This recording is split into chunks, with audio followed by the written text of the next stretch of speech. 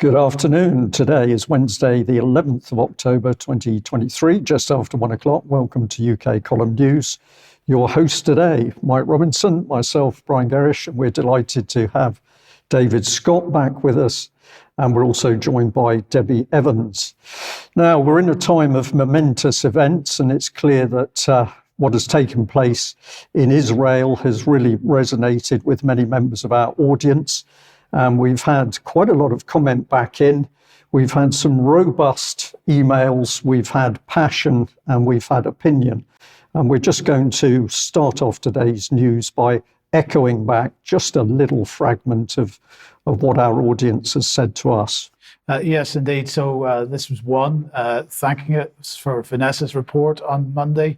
Here we have another one doing quite the opposite. And my first comment on this, Brian, is just how polarizing the events in the Middle East clearly are with many, many people, including our audience. And that has been reflected in the communications that we've had. Now, I would say that around 60% would be taking a pro-Israeli position on this and 40% taking a pro-Palestine position on this. But I just wanted, before we go into David and his report on this, I just wanted to mention this particular tweet because this is Mark Curtis talking about the Royal Navy assisting the Israeli blockade of Gaza, because somebody had actually written to us saying that Gaza Strip isn't really an open-air prison because they have the coast of the Mediterranean that they can escape from, or the section of Gaza which borders with Egypt to escape from. In fact, that isn't really the case. But anyway, I just wanted to mention that was one of the issues raised. So David, let's come to you now. Of course, you've just returned from Israel yourself. You take us through what you've got.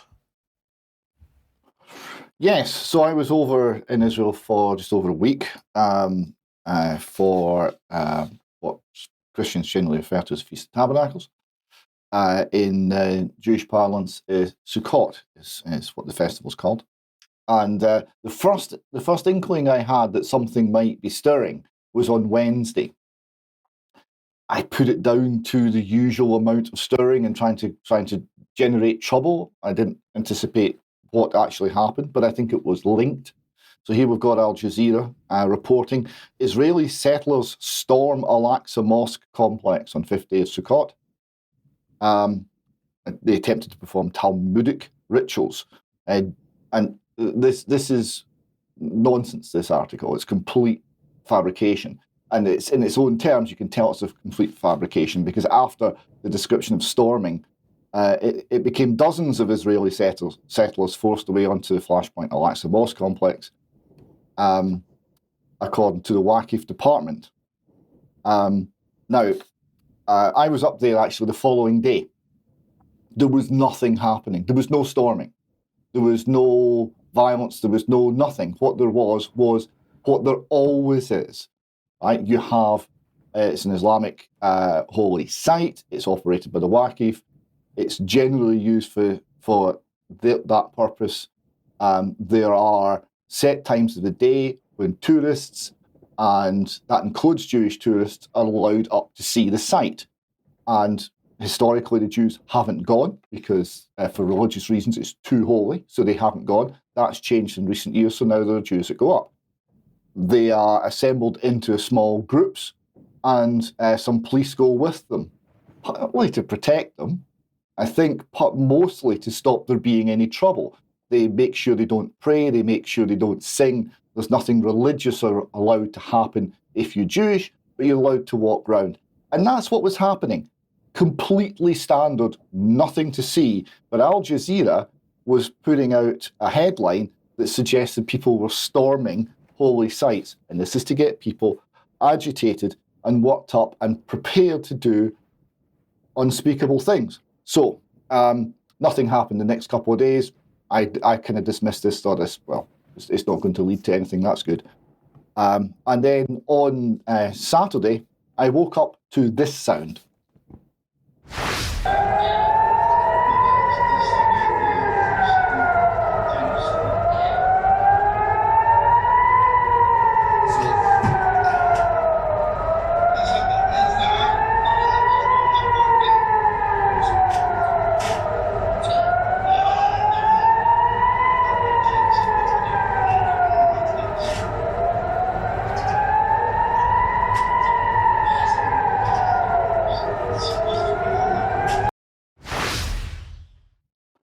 So that's the air raid siren in Jerusalem alerting people to incoming rocket fire from Gaza.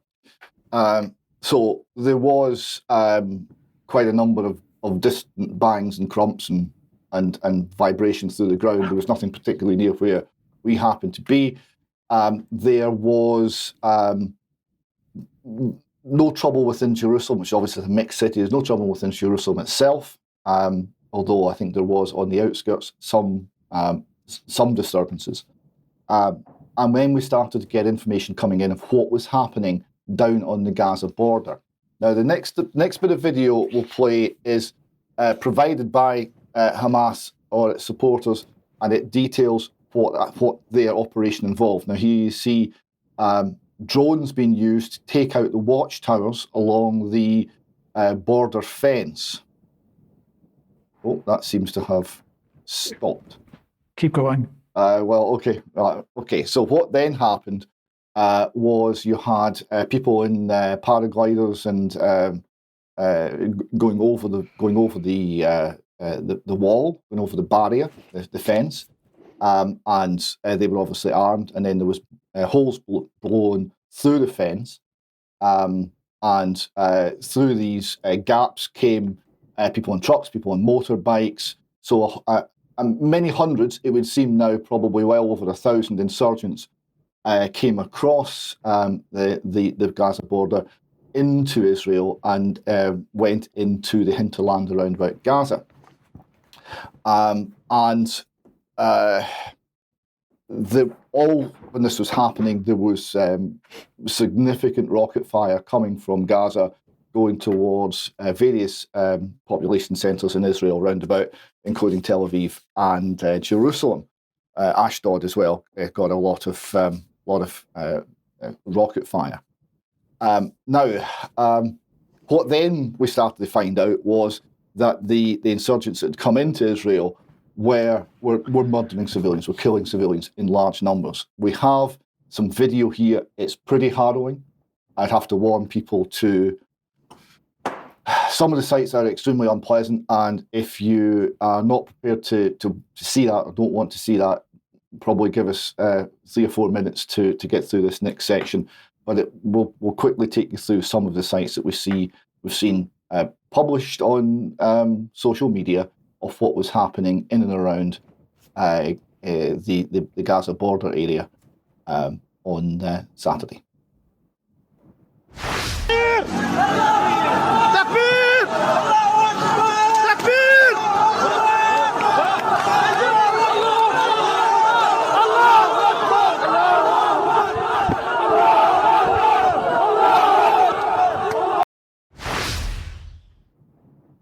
So that was appeared to be the body of an IDF soldier being mistreated by a crowd. This next one is dealing with some of the civilian casualties.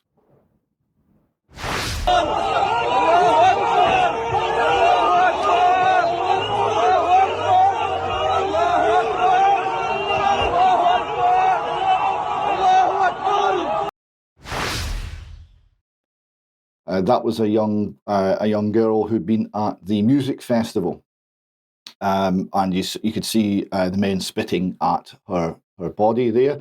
Her mother was able to identify her daughter from that video based on her haircut and a tattoo, and has apparently heard that she's actually not dead, but in critical condition in a hospital. I don't know if that's true or not. So maybe that young lady will survive. We will no doubt hear in due course. And we have a couple more. רימונים, הרוגים, זה כאן, רכב המחבלים, זה כאן, אוקיי, יש לנו את זה, 3 אנשים, כל אחד, וכל מחבל, נמור, נעצר כרגע. So you see, you're dealing with civilians, you're dealing with people being pulled out of cars, ambushed. This is not a war or resistance or anything like this. This is a pogrom. This is murder. And then the next one is particularly hard to watch. This is basically a family who have been trapped in a room, and you will see what happens.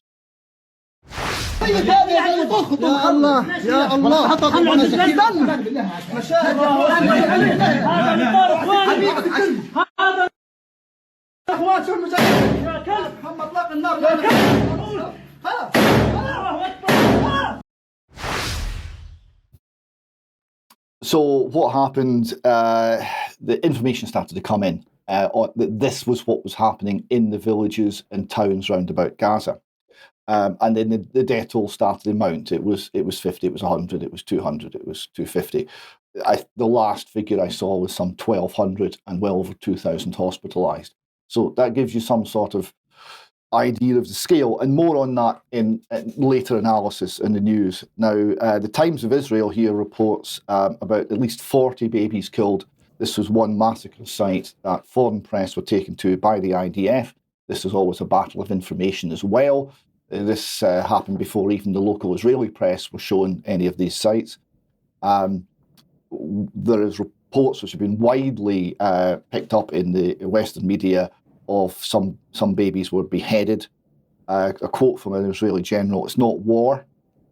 It's not a battlefield. You see the babies, the mothers, the fathers in the bedrooms, in the protection rooms, and how the terrorists kill them. It's not a war. It's a massacre." And we have a small extract of a report from that area as well. Yeah, before we just show that, David, I just want to make the point that today the Israeli military were saying that there's no evidence whatever that there were any beheadings of babies. This is one of these things that I'm absolutely going to question how much truth there is in some of the stories that are coming out. Yeah, it's been widely picked up, but there's been no confirmation. And I think that's a point well made. There's no confirmation of the beheading stories.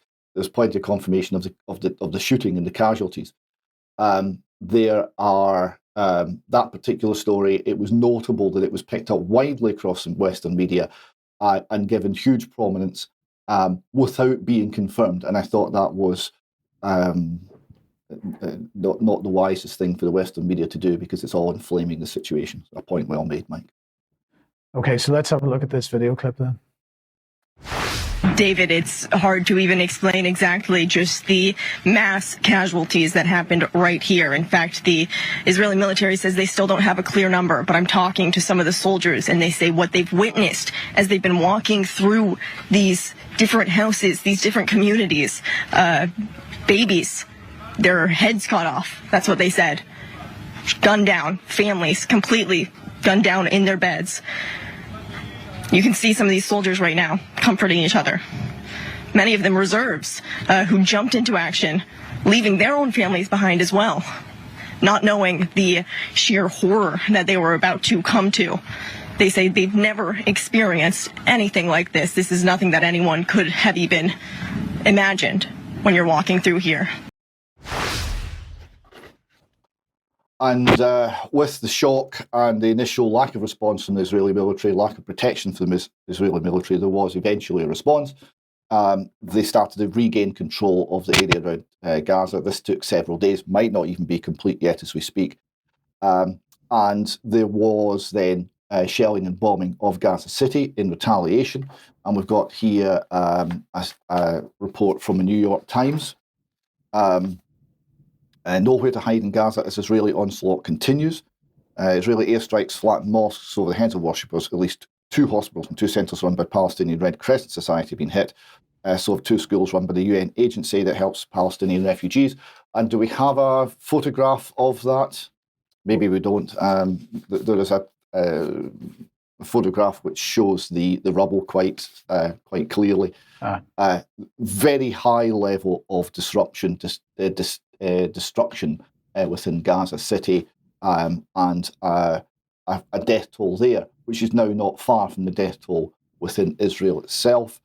New York Times continues to strike the comment as part of Israel's response to the attack on Saturday, when hundreds of Palestinian gunmen swept across the border, killing more than 1,000 people and taking around 150 hostages, including children and old people. On Monday, Israel's defense minister announced a complete siege of Gaza, saying no electricity, no food, no water, no fuel would be allowed in. And if we can just finish this photograph of a small Palestinian girl, clearly in shock, sitting on a hospital bed somewhere in Gaza. And I think that is a face that sums up events rather well. Okay, David, thank you. I want to mention Joseph Borrell here, because we start looking at the political response to this. This is from the European High Representative, the so-called Foreign Minister of Europe, as people start to maybe walk back on the position that they originally had a little bit. So he said this: Israel has a right to self-defense, but it has to be done within international law.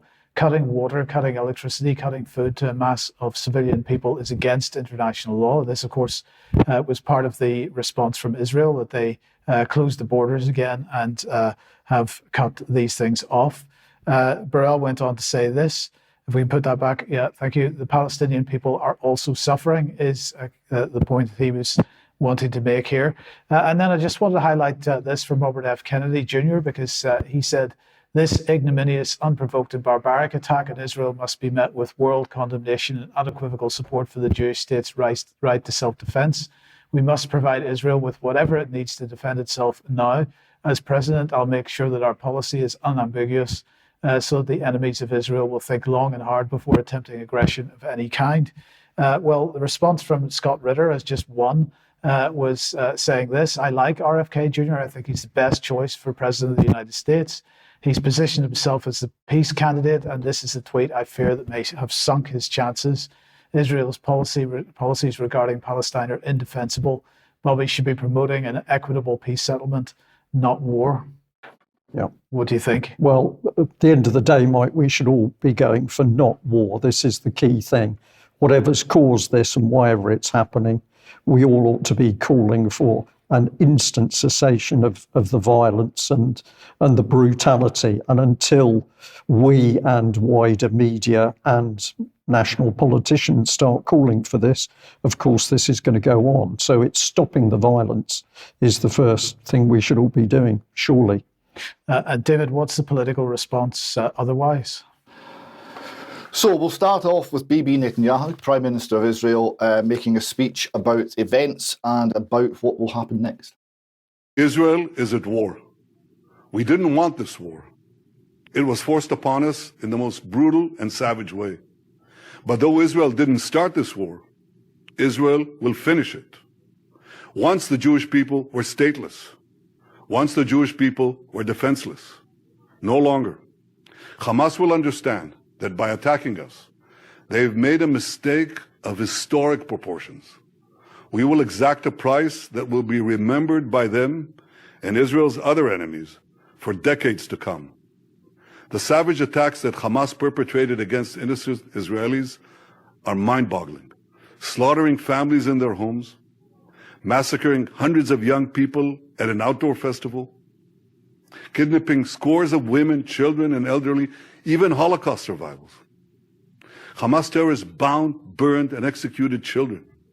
They are savages. Hamas is ISIS.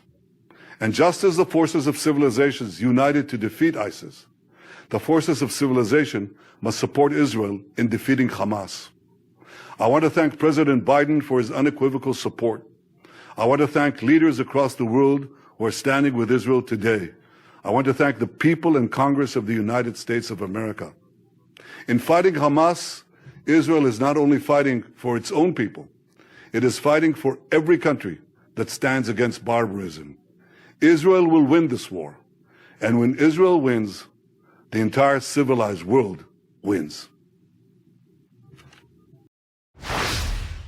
David, I wonder, will Israel win this war? I mean, he's acknowledging that it's a war, but my concern about a lot of the rhetoric that has been coming out of the Israeli establishment in the last day or two has been this narrative of animals, that the Palestinians are animals and should be treated as animals, and that I find pretty disturbing.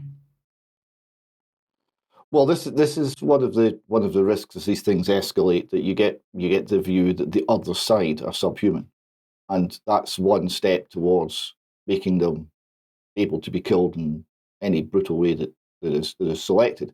Because if they're not fully human, then they don't have rights and there's no requirement for compassion. We know from the history of the Jewish people that this is a process that goes into very, very bad places.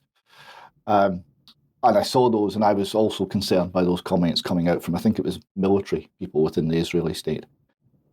The comments there from Bibi Netanyahu, Hamas is ISIS. I get that. I look at how these people behaved, and I look at what was happening in Syria, and I see it's essentially the same thing. It's essentially the same mindset. But he also said that we used to be stateless and defenseless. One of the things, we'll come to this in more detail later, they've now got a state, but they were still defenseless. And the implications of that on Israel are going to take some time to work out.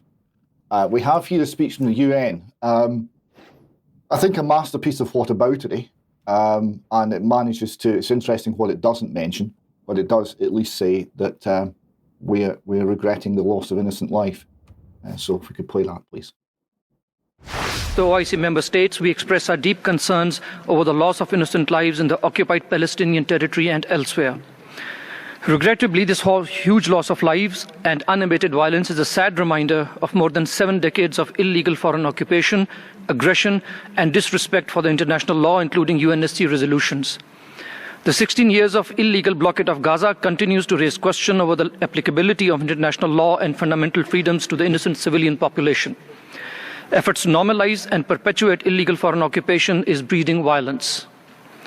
There is a need for immediate steps to ensure the realization of the right to self-determination of the Palestinian people and also achieving a just two-state solution on the borders of June 4th, 1967, with East Jerusalem as the capital of the State of Palestine. We call on all parties to exercise restraint and honor the human rights obligations. In this context, the so-called declaration of war and attacks on civilian population and their properties is deeply distressing. We remain concerned about the human cost of the escalating situation. Our hearts and prayers also go out to our brothers and sisters in Afghanistan owing to the devastating earthquake and huge loss of lives. We request observing 1 minute silence for the loss of innocent lives, including women, children, and the elderly. It is also an occasion to remember victims of decades of foreign occupation in the occupied Palestinian territory. I request you all to stand for 1 minute to honor those victims.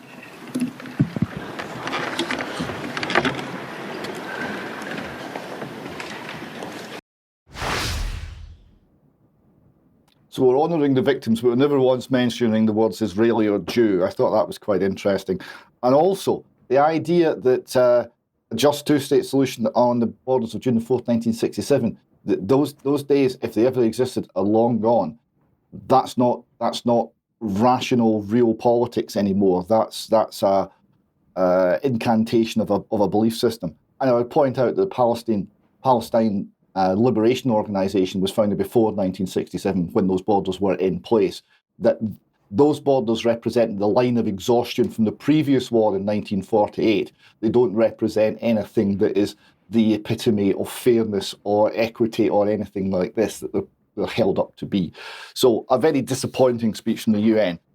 Far better was the response from a Palestinian representative to Britain, essentially the ambassador from the PLO to Britain, in an interview with the BBC's Kirsty Wark. We have a short clip of that as well. You cannot condone the killing of civilians in Israel, can you, nor the kidnapping of families? No, we don't condone, and we are very clear, Kirsty. We reject any targeting or harming of civilians from all sides. And you are talking to a Palestinian representative, official, the ambassador, that I represent my government, the PLO, the national movement of Palestine, and we have been committed to this for 30 years, not just today or yesterday. For 30 years, since the signing of the Oslo Accords, we have committed to non-violence. We have committed to negotiations, as you know. Yes, and so this is nothing new. That's why this question, we have done everything in our power to find a different path. But we have a situation now, as you heard there from Mark, that Hamas may be an empty threat, threatening to kill hostages. Do you condemn that kind of action? Listen, hostages must be protected and must be made safe and kept safe. Absolutely, this has no discussion whatsoever. We must return the moral high ground, and Israel must immediately cease targeting civilians. And by the way, Kirsty, allow me to say this. This is an Israeli military doctrine. They call it the Iron Dome. Whenever there is such an incident, they go after the civilians to pressure the fighters. So you've heard one of the Israeli Well, we know there's been a lot of strikes just 2 minutes ago. He wanted to starve the people in Gaza. He wanted to cut electricity and water. These are war crimes, collective punishment. So there is a possibility that both the UK and the European Commission will cut aid to Palestinians. What's your reaction to that? That would be very, very counterproductive, and it doesn't serve anything. They will do exactly what is Israel doing. They will do exactly the collective punishment and punishing the people who has nothing to do with this. My cousin is not Hamas. In fact, her husband works for the Palestinian Authority, the opponents of Hamas. These kids, 4 years and 2 years, have nothing to do with Hamas. Everybody, including these silly ideas in the world, are punishing the people that have nothing to do with this. So this is a point well made, right? And it's important to remember that in the face of this horrendous violence, there's Palestinian voices who have been looking for peace and for another way forward, and been doing so for decades, and are still there. And I thought he made his case very well there. We are a bit short for time. I think some of the things on politics that can perhaps wait till extra time.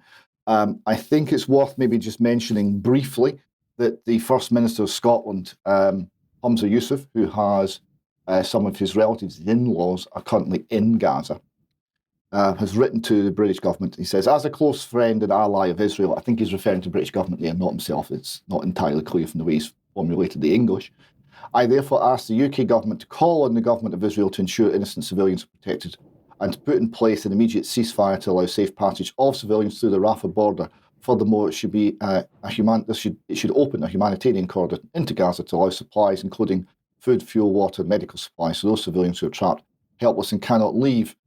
Finally, I call on the international community to be proactive and work towards an immediate ceasefire and long-lasting peace that sees Israelis and Palestinians treated as equals. Right, which obviously doesn't get to the heart of the problem, because it doesn't say treated as equals by whom.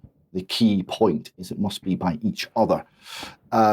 The left-wing response has been pretty extreme initially, and then there's been some rowing back. But rather than take time in the main news for that, I think we'll leave that to extra time and move on. Mike. Thank you, David. Brian, let's move to Australia. Oh, sorry, was that later? No, we're moving on to your Israel section. Okay, so the next thing to talk about here is the letter from the Home Office today from Suella Braverman to Chief Constables. And I'm not going to talk too much about this, but it says, Dear all, you will be aware and no doubt share my disgust at the barbaric terrorist attacks we've seen committed against Israel in recent days. It goes on to say, as you know, Hamas is a prescribed terrorist organization in the UK in its entirety. It is therefore a criminal offence for a person in the UK to belong to Hamas, to invite support for Hamas, to express support for Hamas whilst being reckless as to whether the expression will encourage support of it, arrange a meeting in support of Hamas, to wear clothing or carry articles in public which arouse reasonable suspicion that an individual is a member or supporter of Hamas, or to publish an image of an article such as a flag or a logo in the same circumstances. It goes on to say behaviours that are legitimate in some circumstances, for example, the waving of a Palestinian flag, may not be legitimate, such as when intended to glorify acts of terrorism. But again, it's not defined how anybody is supposed to work out whether somebody who is waving a Palestinian flag is doing so in support of the Palestinian cause in general or in support of Hamas. So that is potentially a dangerous direction to go on. And then I just want to end with this because, of course, whenever Ukraine kicked off, we immediately saw the British government and the British media promoting the idea that people go to Ukraine and fight on behalf of Ukraine. We're starting to see the same type of rhetoric in the UK press. There's a Sky News talking about a former former Israeli citizen, or an Israeli citizen who was formerly IDF, rather, going back to take part and rejoin in the military there, basically banging war drums once again. And I'll just be very interested to see how that narrative builds in the mainstream press in the coming days. Okay, thank you for that, Mike. Well, I was going to put in some of my thoughts on what was happening. I'll kick off with the BBC here because it's been fascinating to see what they've been saying. So here, this was from an hour or so ago, live scenes from Gaza will be more difficult to witness, the Israeli army. And the BBC does actually state that the Israeli military has been pounding Gaza with airstrikes. And there can be no doubt that the majority of those airstrikes are on primarily civilian targets. And I say to that, of course, if the Russians had adopted this tactic in Ukraine, they would have been instantly branded as international terrorists. But of course, they haven't done that. But this is what's in store for Gaza. This is a bit more of the BBC's reporting. And again, it's interesting that they come straight in on what's happening to the Palestinian population. So they've got a quote from a Palestinian health ministry: Gaza, 1,055 killed, 5,100 injured, of which 60% are women and children. And of course, if these statistics are true, this is utterly horrific. And it shows an immensely draconian response by the Israelis. But let's also bring in this aspect because, oh dear, Ukraine has now gone. If you look at the BBC's reporting, there is effectively no coherent or recent reporting on what's happening on the battlefield in Ukraine. And the truth of the matter is that the Ukrainian counteroffensive has largely petered out. And the attacks that are taking place are resulting in these horrific casualties on the Ukrainian side, very little of which is reported in Western media, and certainly none of it is being reported in the BBC. So it appears that events in Israel have helped to draw attention away from Ukraine. But I also want to stress that the Americans are now fully committed to supporting Israel. So their latest and greatest aircraft carrier, the USS Harry S. Truman, has gone into the Eastern Mediterranean. Now, just an image of this carrier to show how vast it is. And of course, when carriers like this move, effectively, they are moving an equivalent number of aircraft, fighters and support aircraft and helicopters, bigger than most nation states' air forces. So this is indeed a mighty warship. It's going with a number of other ships because these type of ships have to have protection. And I can tell our audience that whatever the aircraft on board, the captain of this vessel is going to be worried about submarines in the Eastern Mediterranean. But this is my key point, that around the events that are unfolding, the big problem is that good people, most people are good people, but good people have trouble thinking evil, and they certainly have trouble thinking about evil on the sorts of scale that's being unleashed in Ukraine and the Middle East. But what my mind says to me is that events in Israel are the perfect storm to cover up a number of events. The first one is the failing Ukrainian offensive and the fact that that war was a creation by the West in order to achieve regime change in Russia. That agenda failing, but now, of course, we're seeing nothing about the failure of the neocon war in Ukraine. It's been overtaken by Israel. Israel is now overtaking the failed Syrian regime change revolution. So that's been nicely pushed into the long grass. We've got failing election campaign by Biden. We've also got the fact that the events in Israel are the perfect storm to get rid of that nasty little Gaza problem. And I make no apologies for using the expression culling of those Gaza animal people, because this is the sort of language now being used by Israel. And lastly, but not least, we've got its perfect cover for the failing COVID pandemic narrative.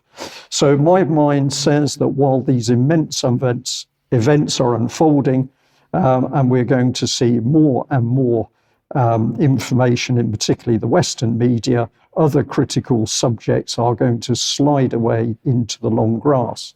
So think about the headline. The problem is that good people have trouble thinking evil.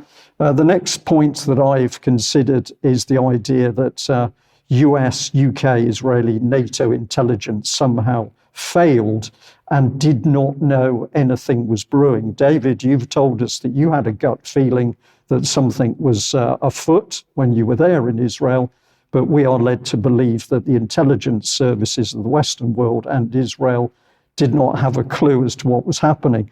And if we just concentrate people's minds a bit on what intelligence means in this sense, of course, it means human beings on the ground, living amongst the local community, infiltrating their networks in order to know what's happening and what's about to go down. We've got massive video surveillance, and it's clear that a huge number of weapons were somehow brought into Gaza Strip, but apparently nobody knew. We've got huge web-based intelligence these days, which is incredibly effective, but apparently nobody knew who was talking to whom and what they were planning.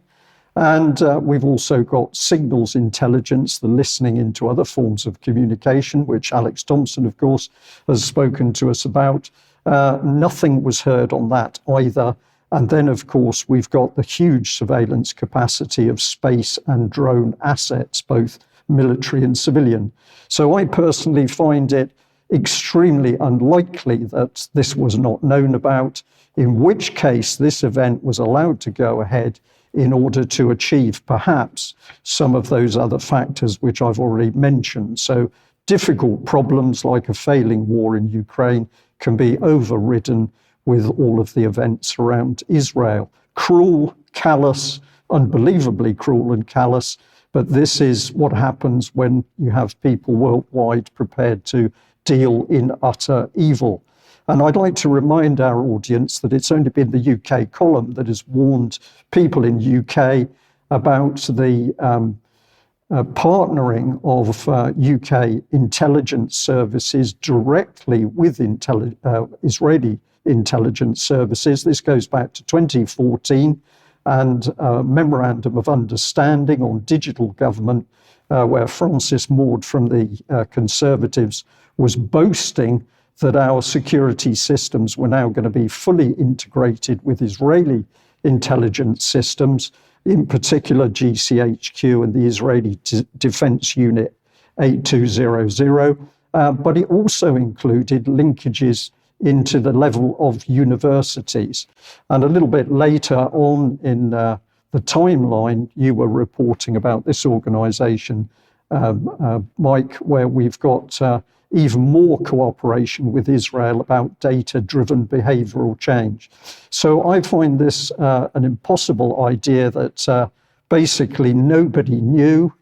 I say to our audience, somebody knew, but they didn't give a warning, and they didn't give a warning because events were wanted. Those events were expected to happen, and the idea was to allow people to do their worst.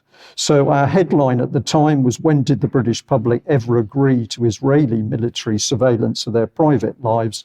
That was one angle, but we now see events in the Middle East. And I'd also like to ask a key question. What has BBC Media Action been doing in Gaza? They've been there since the summer of 2014. They're operating, of course, through the Foreign and Commonwealth Office. In Syria, BBC Media Action was boasting of having worked with people calling for overthrow of the government and assisting that process. So has the same thing taken place in Gaza? I can't answer that question, but I'm highly suspicious. So those are my thoughts. I think there's a lot of questions to be answered, and it's going to take time for any of us to actually work out exactly what has happened, what is happening, and what is going to happen around these horrific events in the Middle East. So where does that leave us, David? What are the sort of open questions? Well, let me just say a few. Yeah, let me just say a few words of what Brian said there. Firstly, the calling of people animals quote. This was from Defence Minister Yoav Gallant He called for complete siege in the enclave. Quote, "We are fighting animals and we are acting accordingly." If there was any soundness in the Israeli government, and I don't think there is, he would be sacked. Right? He's shown himself to be unfit to be in that position. Well, that's true, David. But some of the language that Netanyahu was using in the speech that you showed earlier was he didn't use the word animal. I can't remember the term he actually used, but it was along the same kind of lines. Well, there were many thousands of barbarous acts there, so I think you've got to cut them a little bit of slack. But calling the entire population, calling for a complete siege and we're fighting animals, I think that goes over the line. I think he should go. Secondly, the question Brian's raising is a question of intelligence, which is the next one I want to talk about. When I was over there, I wasn't just relaxing, I was operating on behalf of the UK column, and I managed to get myself a press pass to the International Christian Embassy, Jerusalem, Israel Day, which was being addressed by Gilia Gamliel, who is the Israeli Minister for Intelligence. They have a cabinet minister for intelligence.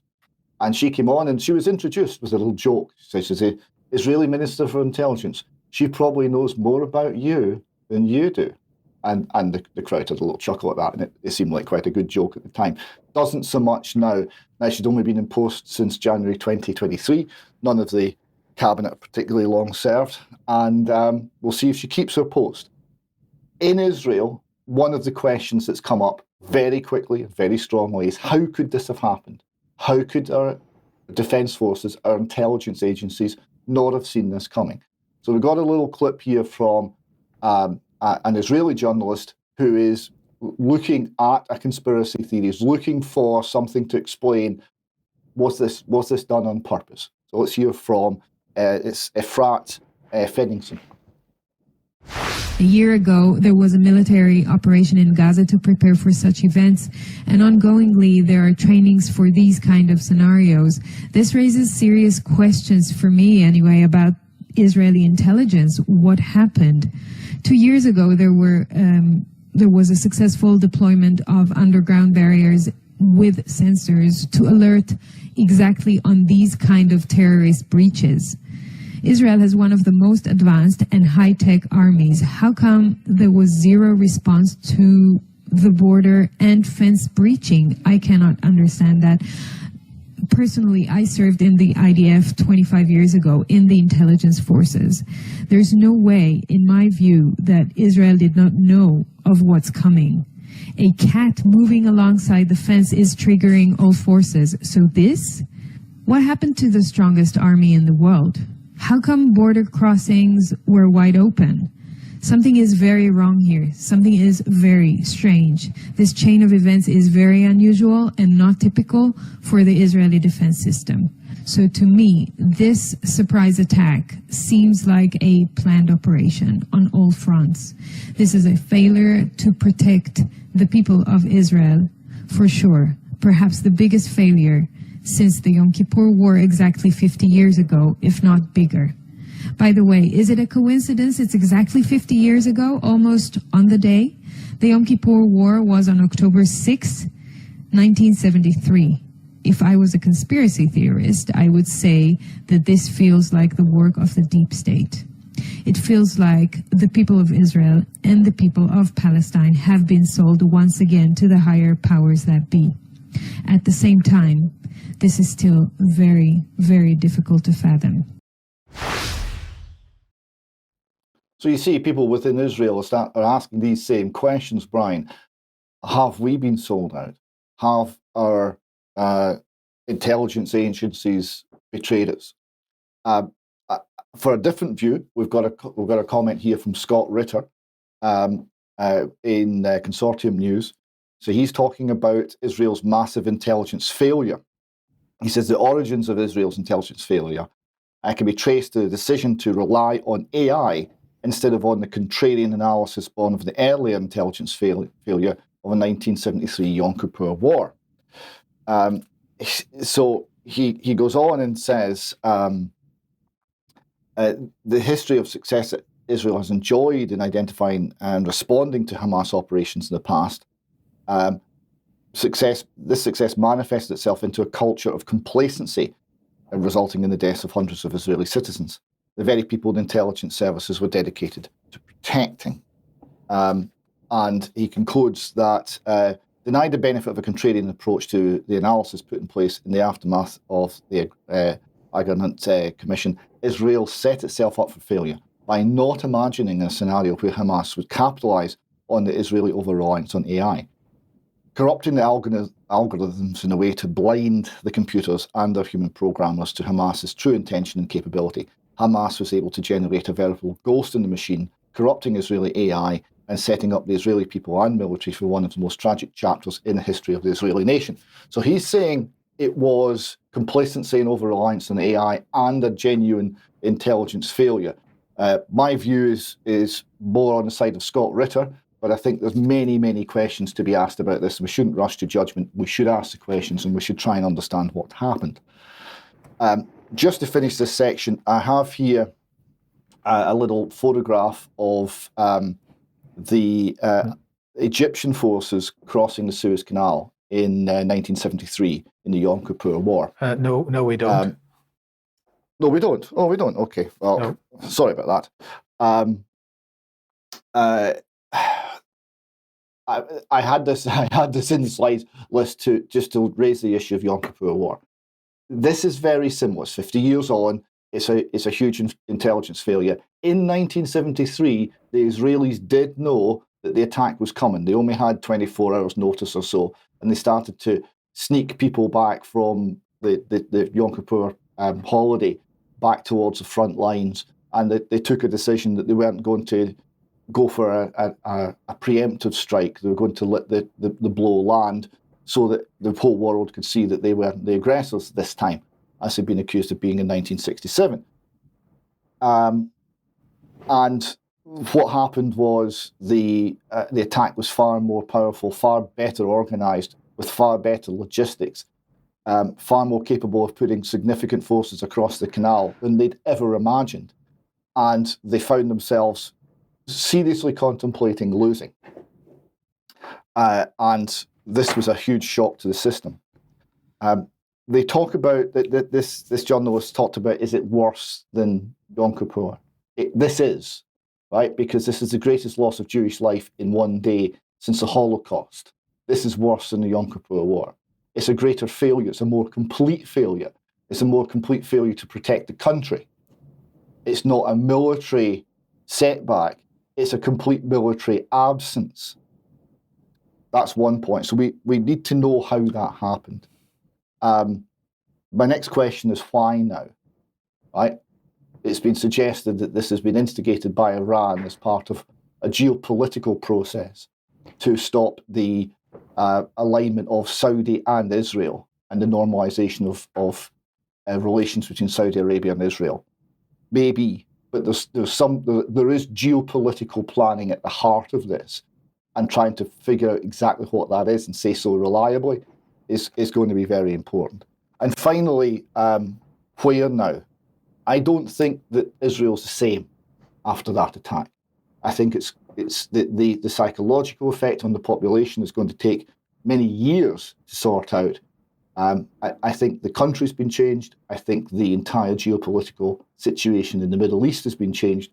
Nothing is the same, and we shouldn't expect it to be. There's a huge risk that it will escalate tragically from here. There's a huge risk that it will involve other nations and yet more suffering. Now, it may calm down, and even if it does, things have changed fundamentally. So one of the things we have to try and understand is what that means for everybody, what that means for all the innocent people on both sides of the Gaza fence who only want to sleep in peace when their day is done. Okay, David, thank you very much for that. Well, there's a lot more to be said, and we will be saying more. And of course, different views and different opinions are critical if we are to move towards getting the facts and the truth.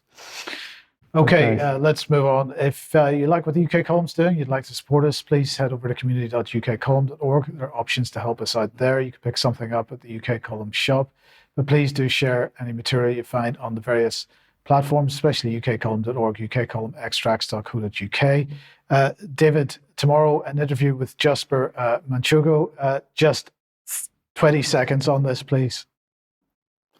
Jasper's a farmer in Kenya, and he's alive to the global warming scam and is talking about how farming operates in Kenya and what Kenyans need to make their lives better. And this includes more petrochemicals and access to energy.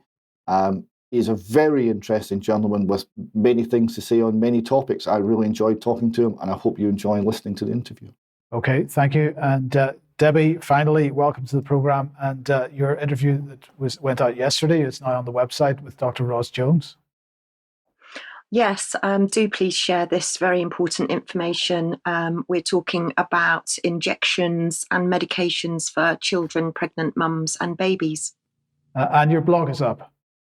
Yeah, as well as all the topics that you can see there on my blog. I'm also covering other disasters that are going on around the world. And lest we forget that over 2,000 people have died from the recent earthquake in Afghanistan. Okay, and a reminder again of Andrew Bridgen addressing the public on Friday the 20th of October in Parliament Square following his debate on excess deaths in Parliament. So Covey Leaks here asking for people to turn up at Parliament Square from 2 p.m. to support Andrew. The debate itself taking place in Parliament. The call is still for people to contact their MPs to encourage MPs to take part in this debate. Very briefly, a reminder of the MHRA Not Fit for Purpose t-shirt available now in the UK Column shop. And then finally, to mention the symposium on 5G that we're running next Tuesday, beginning at 7 p.m. UK time. Well, we'll not mention specifically the speakers, but you can see them on screen there. We are looking forward to running that. So, Debi, let's move then on to health matters. And well, first of all, safety fears as non-medical staff learn neurosurgery on the job. Yes, and we've been saying for quite a long time, question everything, including who you are going to be seeing. Associate physicians, otherwise known as doctors, are assistant doctors. Most of them have done a university degree in life sciences or health, and then they've got a 2-year bolt-on. Most of them earn around between 41 and 46,000, but this is completely unregulated profession. And now we can see that non-medical staff are learning literally neurosurgery on the job. And this goes on, this isn't just neurosurgery. And let's not forget that this is unregulated, but we're also looking at other skills and admissions by associate physicians. And one assistant of associate physician said he was literally learning on the job and he was drilling holes in patients' heads. This is going on from the first screenshot from the Telegraph. There's a bit more detail in the next screenshot. And you can see there that they're also doing lumbar punctures. And lumbar punctures can be a very risky procedure. And it's not something that I would want being performed on me or any of my family if the person wasn't trained. And if we move on one shot from that, we can see that it's cystoscopies and bladder examinations that are being done as well. And tonsillectomies, incredibly worrying, the fact with tonsillectomies. And it doesn't stop there. As you can see from that shot, a nurse practitioner was performing a TAVI. This is a transcatheter aortic valve replacement. And I've got a member of my family who's had a TAVI. And when they signed the consent form, they were told that there was a risk of death. So these are very serious procedures being carried out by very junior or even untrained people. So please ask who you're seeing. And if we just jump now on to injections, and I just want to touch on the FDA. So the FDA have just amended the emergency use authorization on this new Novavax shot. Well, I'm sorry, but I don't think we're in a state of emergency, are we, at the moment? So I'm not quite sure why they're amending the authorization. But if we go on to look a little bit further, we can see that the agency has also relied on its evaluation of safety and effectiveness data from clinical trials of Novavax COVID-19 vaccine adjuvanted. This is the original monovalent This means basically that what they're doing is, as you can see in the bottom sentence there, the vaccines are managed using a similar process, not the same process. So what they're doing is they're using a recipe that they used last year. They've amended it, they've added a bit, they've taken away a bit, but rather than it go through any clinical trials or any studies, the clinical trial is going to be you, because it's just been amended. And this is what we're finding with the injections coming down the line, all of the injections, whether they be Pfizer or Moderna or whoever. So if we go and look on Novavax's website, we can see that there they clarify that they've received updated emergency use authorization. Emergency use. So, again, we're not in an emergency. And if we go back and look a little bit deeper at Novavax, it says there that all of their evidence for this new injection is based on non-clinical data. In clinical trials, the most common adverse reactions associated with Novavax's prototype, and they go on to say vomiting, nausea, muscle pain, joint pain, and all of the other adverse reactions that you would normally say.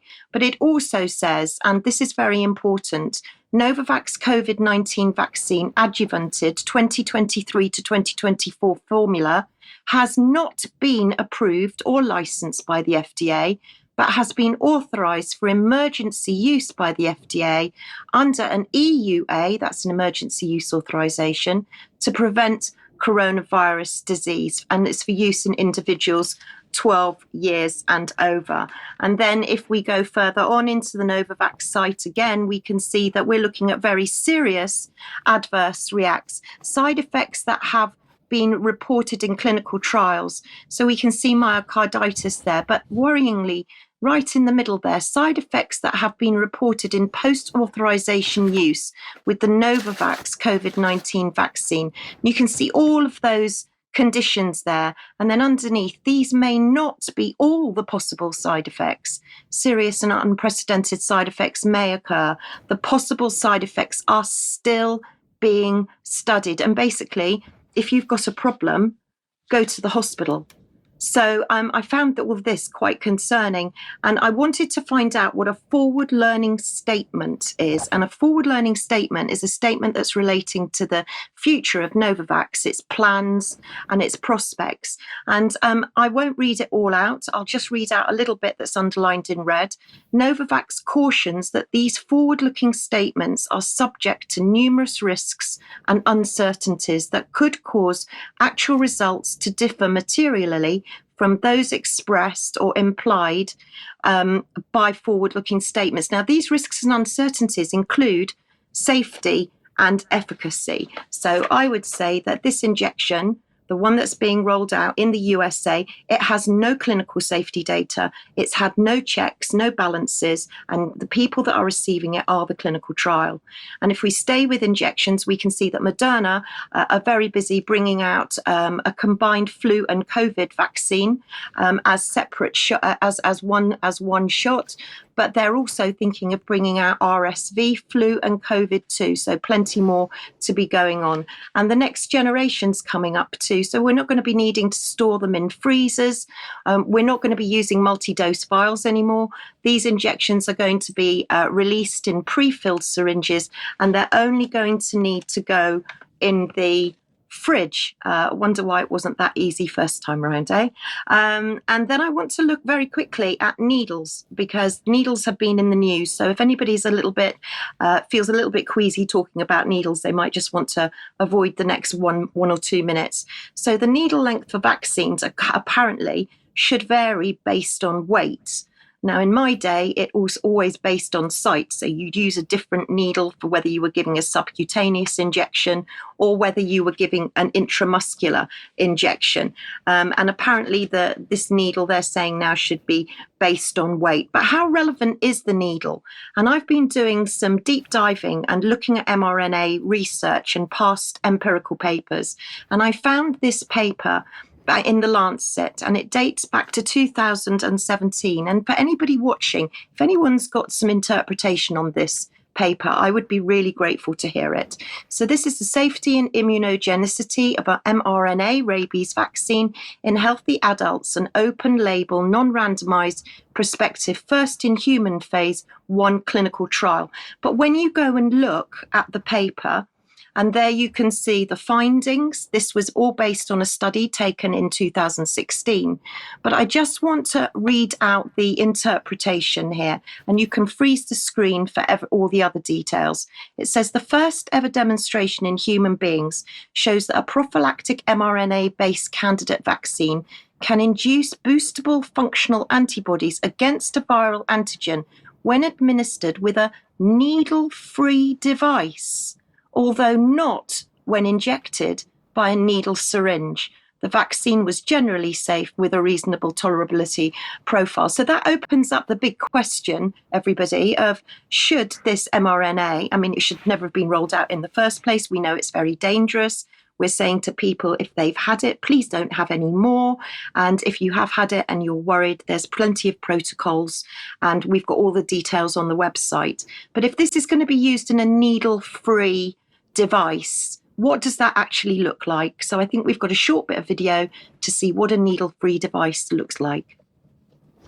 The University of Southampton in the UK is trialing a vaccine that uses needle-free technology to ease the delivery of COVID-19 shots. The injection uses a jet of air that pushes the vaccination into the skin, offering a possible alternative to people who fear needle-based shots. The vaccine was created by Professor Jonathan Heaney at the University of Cambridge and could be scaled up and manufactured as a powder if the trial is successful. So that's what we've got to look forward to. And now I just want to jump on quickly to drug shortages, because we're seeing an awful lot of drug shortages. And I think we've got a little bit of video of the page of drug shortages, so you can see exactly how many there are at the moment. And you can see there that the list, as it scrolls up and up and up, it goes on and on and on. And we're receiving many reports from people all over Europe and the UK saying that they're not able to get their drugs. And as you can see, it just goes on. But if you want to just jump to the next slide, because that list really does go on. One of the things that was slightly concerning for me was in the Times, they're reporting a national shortage of ADHD medication, and that users were being asked to, or being told to, ration their tablets. Now, this is a very controversial subject. I'm not in favour of medicalising ADHD, but I do believe that ADHD is part of the autism spectrum. And I just want to remind you of my article on the UK column website with the NHS long-term plan. You can see there point 36, medication of children on the autism spectrum and those with a learning disability will be reduced or even stopped. So clearly you can see that this is a planned agenda. But what they're replacing Ritalin and Concerta with is a drug called Alvence. And I would urge any parents or people watching that are having their drugs changed, please check the patient information leaflet first. So let's go to the E. coli vaccine, because we've been talking about E. coli a lot. We know that there's contamination of vials of the injection, some of the vaccines with E. coli, and now we can see that Sanofi are in agreement with Janssen to develop an E. coli vaccine. But who else is involved in E. coli, in Sanofi? Actually, let's go back to the MHRA, and there you can see our good friend, Professor Graham Cook, who's got conflicts of interest there, and you can see Sanofi on there. It always goes back, doesn't it, to the MHRA, Professor Graham Cook. And then let's look at the MMR vaccine, because parents, thank you very much, you're being ever so wise. There's concern as there's a very low uptake on the MMR under 5-year-olds, and it's been at the lowest rate for 12 years. So there's a bit of good news. But pharmacists, I'm afraid, are burning themselves out. They've got far too much to do. Lots of pharmacists are complaining that they're completely overloaded. But thanks to Dr. Ros Jones, she informed me that pharmacists were now offering children chicken pox vaccines. And this is Boots Pharmacy, and you can see that it'll cost you £150 for 2 doses. Long time since my day, when we were sent to chickenpox parties and measles parties to get it all over and done with as a youngster. And back to the fear-mongering again, I'm afraid. Swine flu apparently could return as experts, and those experts are the UKHSA. And I thought it's a bit ironic, really, because they say the UKHSA is spooked. Well, the UKHSA are spooks. And then we've got charities now that are calling for the reintroduction of masks and social distancing. So plenty of people trying to sort of get on the fear bandwagon.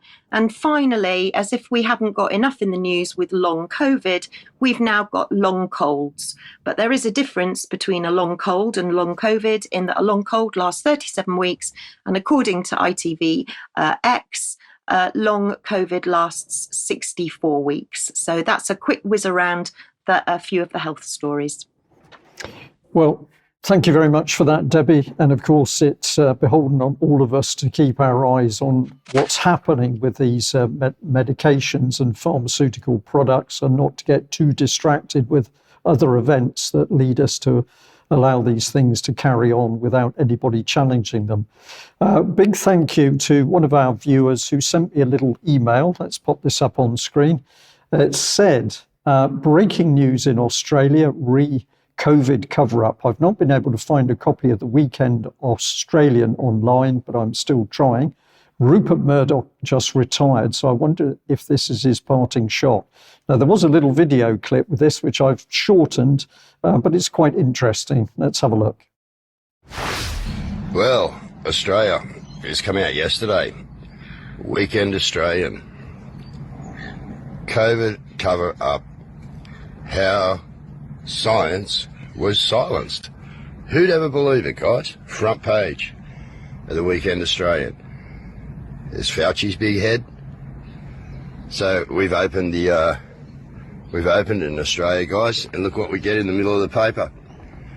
The magazine. Inside the COVID cover-up. Here they are, guys. All right.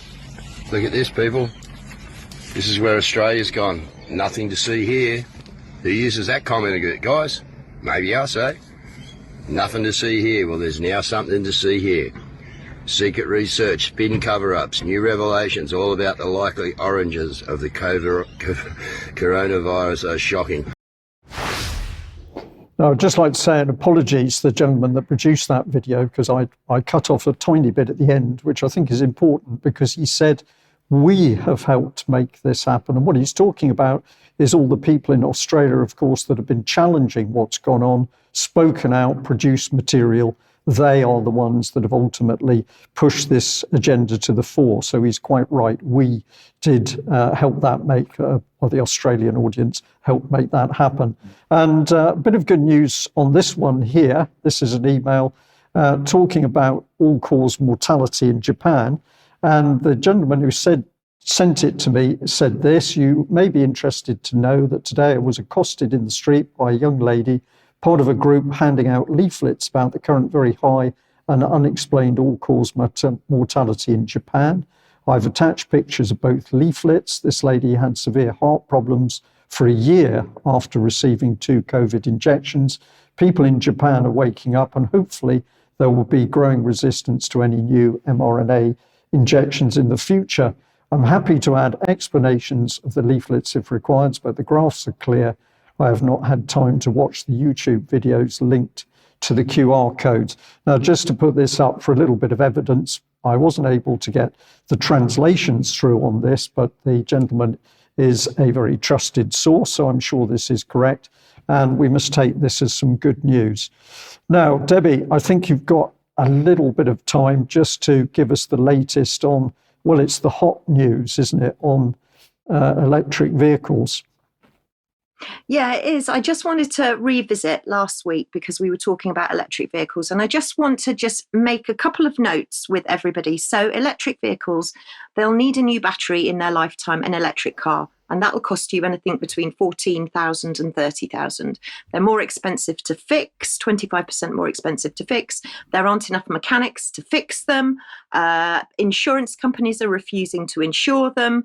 There's a lack of infrastructure to charge them, and they set on fire. And if that isn't enough to put you off, my next question would be, do you know who you're seeing in the NHS? Do you know what you're getting in the NHS? But do you know who you're parking next to?